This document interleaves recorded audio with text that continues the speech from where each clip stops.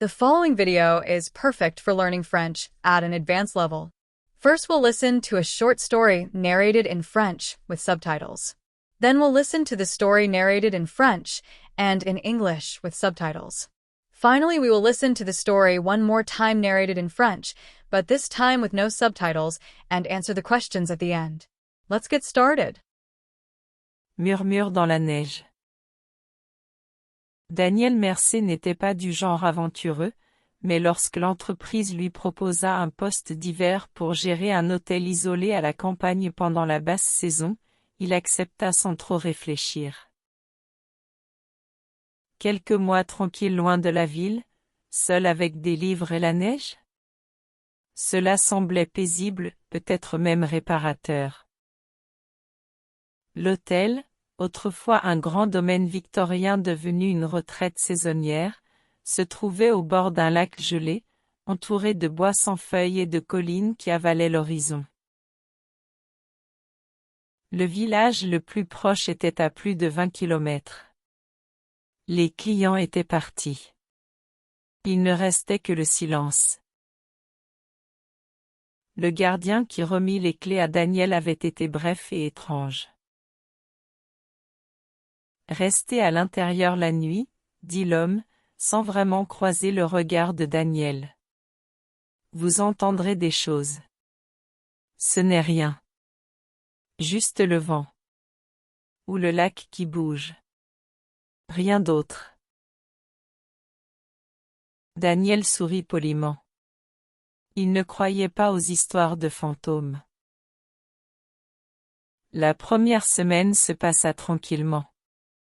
Il vérifia les canalisations, surveilla le chauffage, fit fonctionner le générateur.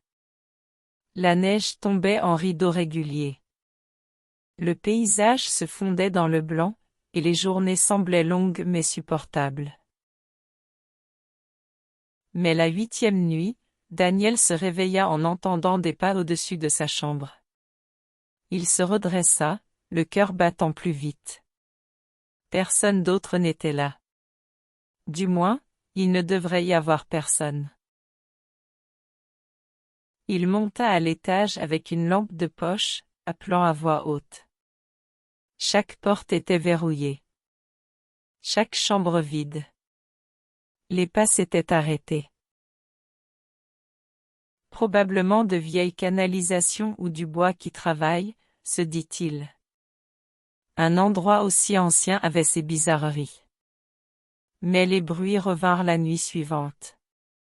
Et celle d'après. Pas seulement des pas, des murmures. Faibles, incompréhensibles. Daniel colla son oreille au mur, monta au grenier, vérifia même le vide sanitaire sous l'escalier. Rien. Il se mit à rêver d'une femme en train de pleurer. Toujours hors de vue, toujours derrière une porte qui ne s'ouvrait pas. Sa voix résonnait longtemps après son réveil. Le 14e jour, il trouva une tasse de thé sur la table de la salle à manger. Propre. Encore chaude. Il se figea. Il n'avait pas mis les pieds dans la salle à manger depuis des jours. Personne n'aurait dû y entrer. Son reflet dans le miroir de la salle à manger avait l'air pâle, les yeux cernés, un homme qui se désagrégeait lentement. Peut-être que l'isolement le rongeait. Il appela la compagnie. Pas de réponse. La ligne était coupée. Il essaya de partir le lendemain matin. La neige avait complètement recouvert la route. Sa voiture ne démarrait pas. Le moteur gémit puis s'éteignit. Le vent hurlait à travers les arbres comme une chose vivante. Cette nuit-là, il verrouilla chaque porte, chaque fenêtre.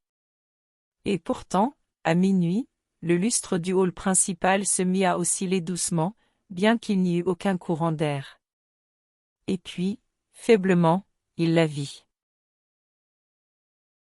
Une femme en robe sombre, debout au pied de l'escalier. La tête baissée. les cheveux mouillés. Comme si elle venait tout juste du lac. Il ne pouvait ni bouger ni parler.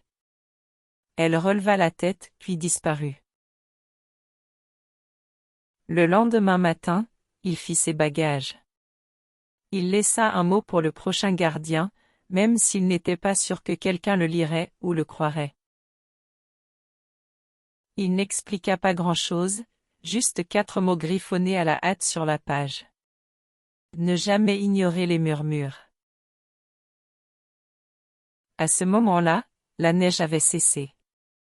La route, bien que étroite, était praticable. Il n'attendit pas l'autorisation de la compagnie. Il partit simplement, sans jamais jeter un regard dans le rétroviseur. Daniel ne parla jamais de ce qui s'était passé cet hiver-là. Mais il ne retourna jamais à la campagne. Et chaque fois que le vent hurlait la nuit, il fermait les yeux et écoutait. Juste au cas où. Now we'll listen to the story with English translation. Follow along and try to repeat after the presenter. Murmure dans la neige. Whispers in the snow. Daniel Mercier n'était pas du genre aventureux, mais lorsque l'entreprise lui proposa un poste d'hiver pour gérer un hôtel isolé à la campagne pendant la basse saison, il accepta sans trop réfléchir. Daniel Mercer wasn't the adventurous type, but when the company offered him a winter post managing a remote countryside hotel during the off-season, he accepted without much thought. Quelques mois tranquilles loin de la ville, seul avec des livres et la neige? Cela semblait paisible, peut-être même réparateur. A quiet few months away from the city, alone with books and snow, it sounded peaceful, maybe even healing.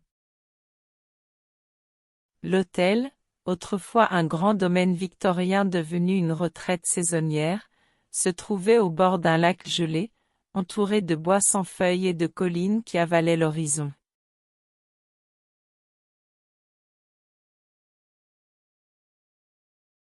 The hotel, once a grand Victorian estate turned seasonal getaway, sat at the edge of a frozen lake, surrounded by leafless woods and hills that swallowed the horizon.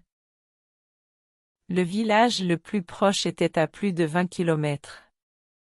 Les clients étaient partis. Il ne restait que le silence. The nearest village was over 20 kilometers away. The guests were gone.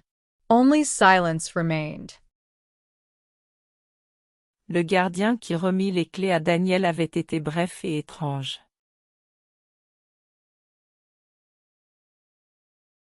The caretaker who handed Daniel the keys had been brief and strange.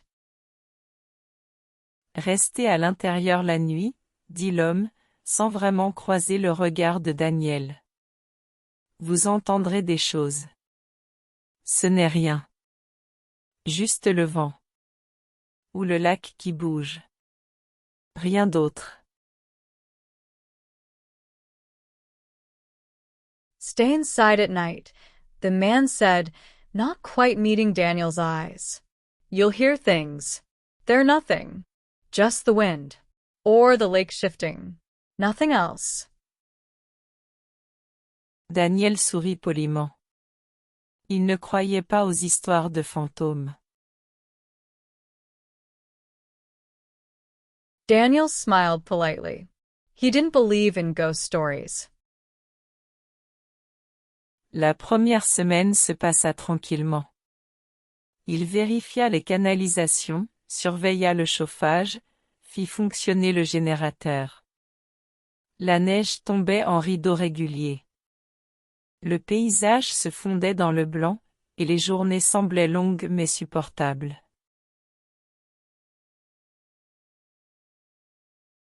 The first week passed quietly. He checked the pipes, monitored the heating, kept the generator running. Snow fell in steady curtains. The landscape blurred into white, and the days felt long but manageable. Mais la 8e nuit, Daniel se réveilla en entendant des pas au-dessus de sa chambre. Il se redressa, le cœur battant plus vite. Personne d'autre n'était là. Du moins, il ne devrait y avoir personne. But on the 8th night, Daniel woke to footsteps above his room. He sat up, heart quickening. No one else was here. Or shouldn't be. Il monta à l'étage avec une lampe de poche, appelant à voix haute. Chaque porte était verrouillée. Chaque chambre vide. Les pas s'étaient arrêtés.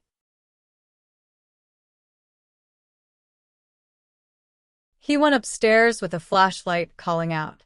Every door was locked. Every room empty. The footsteps had stopped. Probablement de vieilles canalisations ou du bois qui travaille, se dit-il. Un endroit aussi ancien avait ses bizarreries. Mais les bruits revinrent la nuit suivante. Et celle d'après. Probably old pipes or settling wood, he told himself. A place this old had its quirks. But the sounds returned the next night. And the one after. Pas seulement des pas, des murmures. Faibles, incompréhensibles. Daniel colla son oreille au mur, monta au grenier, vérifia même le vide sanitaire sous l'escalier. Rien. Not just footsteps, whispers. Faint, unintelligible murmurs.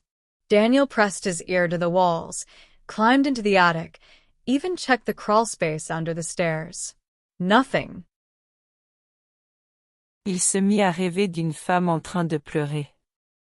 Toujours hors de vue, toujours derrière une porte qui ne s'ouvrait pas. Sa voix résonnait longtemps après son réveil.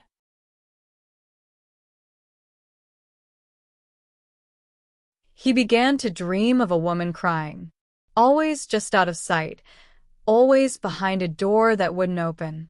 Her voice echoed long after he woke. Le 14e jour, il trouva une tasse de thé sur la table de la salle à manger. Propre. Encore chaude. Il se figea. Il n'avait pas mis les pieds dans la salle à manger depuis des jours. Personne n'aurait dû y entrer. On the 14th day, he found a teacup on the dining table. Clean. Still warm. He froze. He hadn't touched the dining room in days. No one should have. Son reflet dans le miroir de la salle à manger avait l'air pâle, les yeux cernés, un homme qui se désagrégeait lentement. Peut-être que l'isolement le rongeait. Il appela la compagnie. Pas de réponse. La ligne était coupée.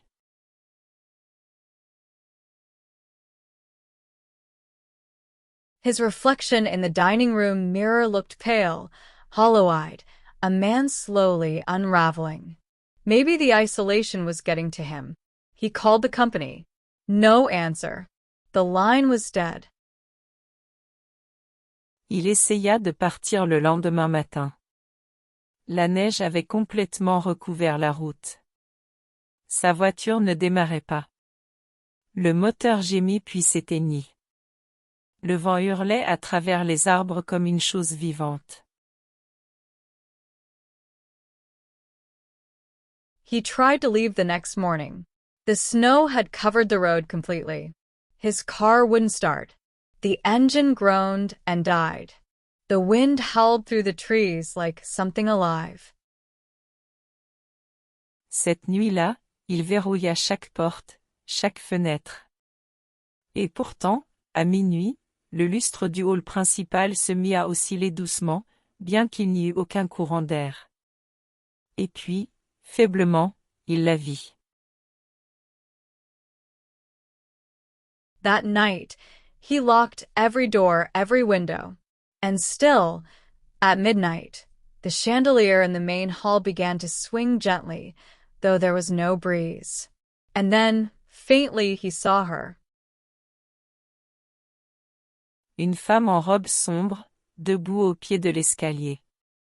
La tête baissée. Les cheveux mouillés. Comme si elle venait tout juste du lac. Il ne pouvait ni bouger ni parler. Elle releva la tête, puis disparut.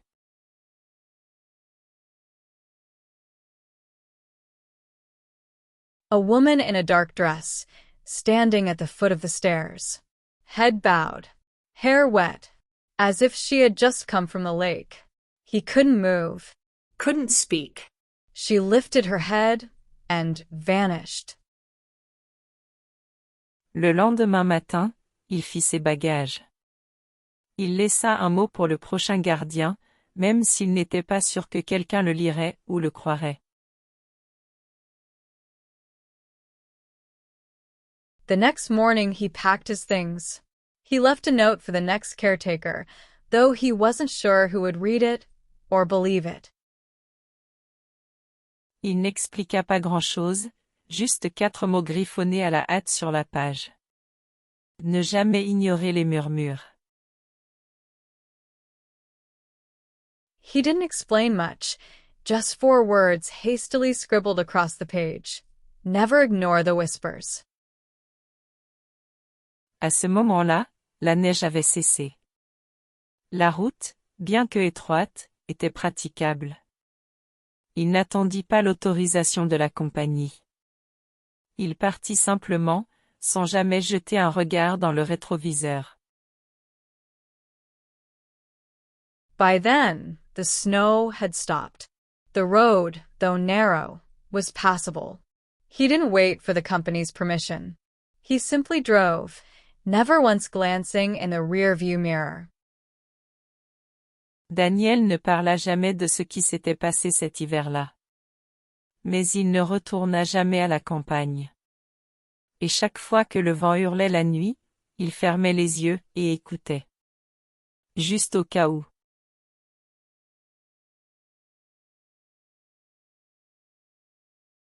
Daniel never spoke of what happened that winter. But he never returned to the countryside again. And every time the wind howled at night, he closed his eyes and listened, just in case. Now we'll listen to the story in French with no subtitles and answer the questions at the end. Murmure dans la neige.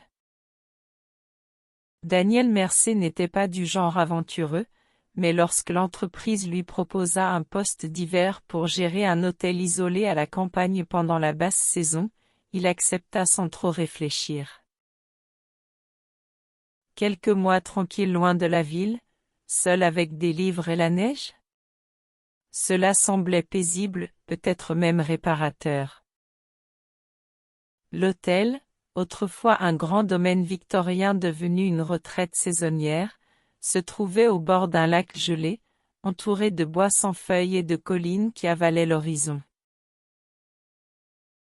Le village le plus proche était à plus de 20 kilomètres. Les clients étaient partis. Il ne restait que le silence. Le gardien qui remit les clés à Daniel avait été bref et étrange. Restez à l'intérieur la nuit, dit l'homme, sans vraiment croiser le regard de Daniel. Vous entendrez des choses. Ce n'est rien. Juste le vent. Ou le lac qui bouge. Rien d'autre. Daniel sourit poliment. Il ne croyait pas aux histoires de fantômes. La première semaine se passa tranquillement. Il vérifia les canalisations, surveilla le chauffage, fit fonctionner le générateur. La neige tombait en rideaux réguliers. Le paysage se fondait dans le blanc, et les journées semblaient longues mais supportables.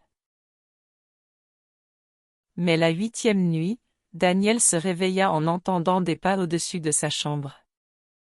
Il se redressa, le cœur battant plus vite. Personne d'autre n'était là. Du moins, Il ne devrait y avoir personne. Il monta à l'étage avec une lampe de poche, appelant à voix haute. Chaque porte était verrouillée. Chaque chambre vide. Les pas s'étaient arrêtés. Probablement de vieilles canalisations ou du bois qui travaille, se dit-il. Un endroit aussi ancien avait ses bizarreries. Mais les bruits revinrent la nuit suivante. Et celle d'après. Pas seulement des pas, des murmures. Faibles, incompréhensibles. Daniel colla son oreille au mur, monta au grenier, vérifia même le vide sanitaire sous l'escalier. Rien. Il se mit à rêver d'une femme en train de pleurer. Toujours hors de vue, toujours derrière une porte qui ne s'ouvrait pas. Sa voix résonnait longtemps après son réveil. Le 14e jour, il trouva une tasse de thé sur la table de la salle à manger. Propre. Encore chaude. Il se figea. Il n'avait pas mis les pieds dans la salle à manger depuis des jours. Personne n'aurait dû y entrer. Son reflet dans le miroir de la salle à manger avait l'air pâle, les yeux cernés, un homme qui se désagrégeait lentement. Peut-être que l'isolement le rongeait. Il appela la compagnie. Pas de réponse. La ligne était coupée. Il essaya de partir le lendemain matin. La neige avait complètement recouvert la route. Sa voiture ne démarrait pas. Le moteur gémit puis s'éteignit. Le vent hurlait à travers les arbres comme une chose vivante. Cette nuit-là, il verrouilla chaque porte, chaque fenêtre. Et pourtant, à minuit, le lustre du hall principal se mit à osciller doucement, bien qu'il n'y eût aucun courant d'air. Et puis, faiblement, il la vit. Une femme en robe sombre, debout au pied de l'escalier. La tête baissée. Les cheveux mouillés. Comme si elle venait tout juste du lac. Il ne pouvait ni bouger ni parler. Elle releva la tête, puis disparut. Le lendemain matin, il fit ses bagages. Il laissa un mot pour le prochain gardien, même s'il n'était pas sûr que quelqu'un le lirait ou le croirait. Il n'expliqua pas grand-chose, juste 4 mots griffonnés à la hâte sur la page. Ne jamais ignorer les murmures. À ce moment-là, la neige avait cessé. La route, bien que étroite, était praticable. Il n'attendit pas l'autorisation de la compagnie. Il partit simplement, sans jamais jeter un regard dans le rétroviseur. Daniel ne parla jamais de ce qui s'était passé cet hiver-là. Mais il ne retourna jamais à la campagne. Et chaque fois que le vent hurlait la nuit, il fermait les yeux et écoutait. Juste au cas où. Now, let's test those comprehension skills. Answer these 5 questions. Comment la perception de l'hôtel par Daniel évolue-t-elle au cours de son séjour? Comment l'isolement affecte-t-il Daniel?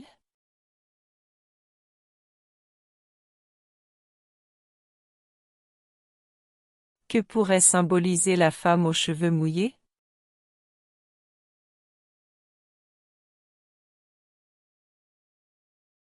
Comment l'histoire utilise-t-elle l'ambiguïté pour créer du suspense?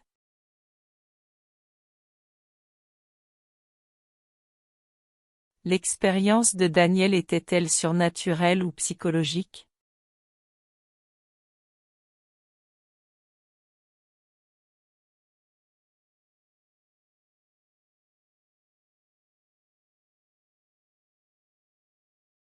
We hope you enjoyed the video.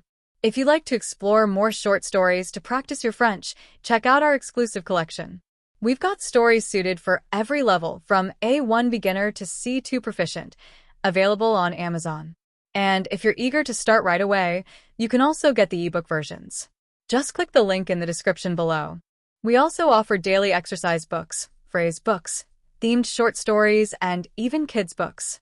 Our French selection is available on Amazon, so if you are interested, click the link in the video description, and it will send you to our Amazon page. And don't forget, more French videos are coming soon to Sebastian's French Corner. So be sure to like and subscribe. Your support keeps our channel going and is much appreciated.